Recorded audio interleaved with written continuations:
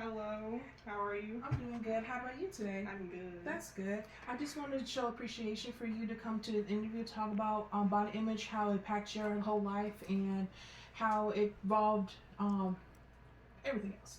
Um, I just want to make sure you're okay with the camera recording you, that you are giving consent that I can record you like this and interview you with questions, and you are allowed to say you don't feel comfortable asking questions, answering the questions. Yep, I agree. Okay.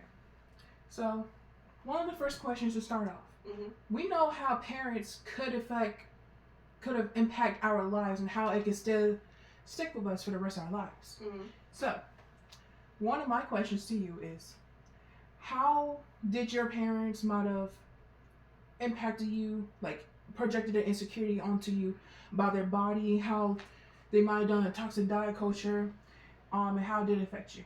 Okay, well, I suppose growing up as a person who also does struggle with body dysphoria and stuff like that, my mom also does struggle with that. So it doesn't help if a spouse isn't also encouraging how she's supposed to be proud of her body as well. So hearing her say those negative things, it can also turn around and influence the child or whoever they are around to also start thinking those negative things about their own body, despite there's nothing wrong with them. That's just my own personal experience, and I'm sure there's other people that also have that experience as well. Okay, I agree with you on that. For the other question, what were like the most damaging phrases that they might have said to you growing up, or you might have heard, and it might have like impacted you to this day, of course. Um, and and also what should they have used in order not to affect your child's self Mm-hmm. in the future? Honestly, I grew up watching a lot of movies and stuff too as a kid. So when you're watching a movie and they put beauty standards on the movie, it's kind of hard as a child or whoever is, and you're comparing yourself. It's honestly very difficult to be comparing yourself to uphold the beauty standards and stuff. Okay. Yeah. So we're gonna be talking to toys now. We're gonna be talking about toys. The toys that we might have grew up, how it impacted us, in a negative way, positive way. Mm-hmm. So, was there any?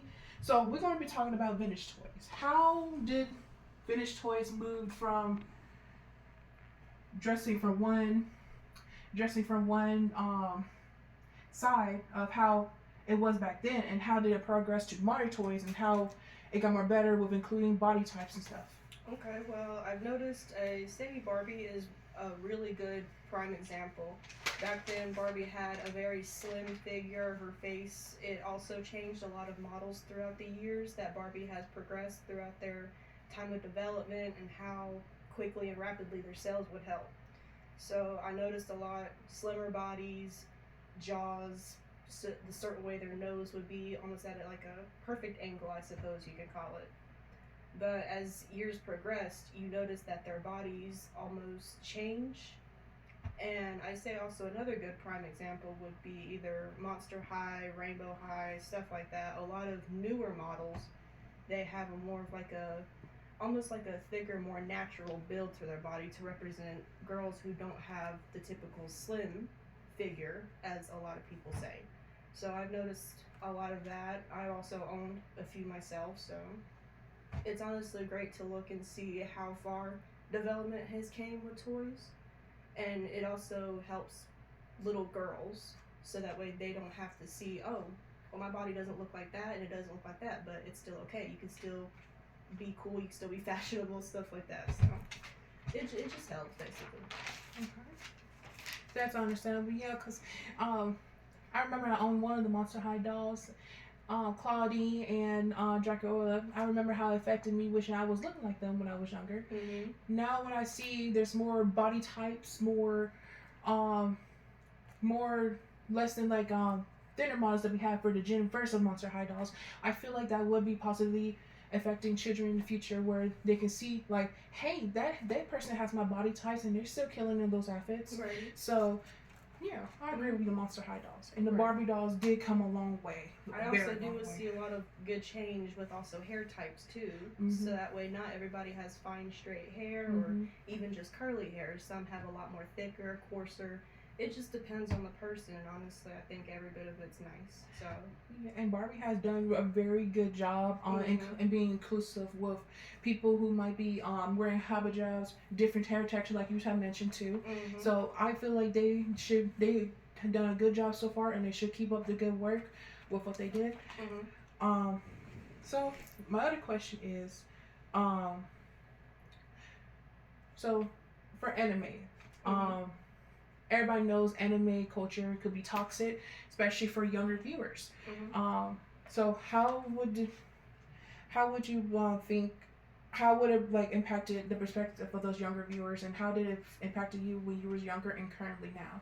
Okay, well, I noticed a lot of animes have a lot of questionable designs, especially for their female characters. So I noticed when girls see that and they see another character have an attraction towards that character, they're wondering why there's no attraction towards them because they don't look like that character Mhm. or they don't have the necessities to fulfill what that character has. And I don't think we can achieve that. So Right. I don't think we can ever achieve that, of course, but I do see it can impact younger girls thinking why my body doesn't look like that, why there's no attraction towards me. It can cause very severe depression in them as well. So I noticed a lot of female characters are overly sexualized. Some are even, sometimes they're even whitewashed. The original color described in maybe the comic books, it's a little more toned down than what's supposed to be in the anime. I've noticed a lot of that too, so that can also feed into not necessarily representing everybody like they're supposed to, or that they're claiming they're supposed to be representing. So that can also put a lot of angst in people who are watching an anime expecting one thing, not getting the good results that they want, or something that just clearly wants to be represented. A lot of cosplayers also have trouble doing that because most anime characters are featured as white or a lighter skinned Japanese. Mm-hmm. A lot of, I say, colored people, they have very hard fitting in because of that typical stereotype, just because their skin is not the right color. Mm-hmm. So I noticed a lot of in the cosplaying, that industry has a lot of, I suppose, like flaws and stuff in accepting everyone, but they're not necessarily doing what they need to be doing. Okay, I agree with you. Where they do lean towards like white embodied people instead of people of color, but I try not being as diverse for people of color. Especially where how they over exaggerate black characters with the bigger lips and hairstyles. So yeah, that can definitely impact black children and people of color as well. Um, do you have an anime that you might have in mind that you could like use for example that might have? I particularly don't necessarily watch a ton of anime, but I know a friend who actually watches Demon Slayer, and I can actually say probably two characters. One female character, she's overly sexualized with her outfit, and the other one, she's not entirely sexualized because her outfit seems to cover up more. So I noticed a lot in the fandom, they'll draw one character overly sexualized, but the other one not so much sexualized. But it even concludes that in the anime, they purposely forced her to wear that outfit, even in the story plot. So that's probably also an example I can lead by, follow up by. But there's honestly a lot of examples that can probably be thrown out there. But that can be my number one, I say. I do believe I know what scene you're talking about, where Missouri was like forced to wear that outfit, and Shinobu, she's the reason why they burnt those outfits. And reason why they now have fire resistant outfits. Right.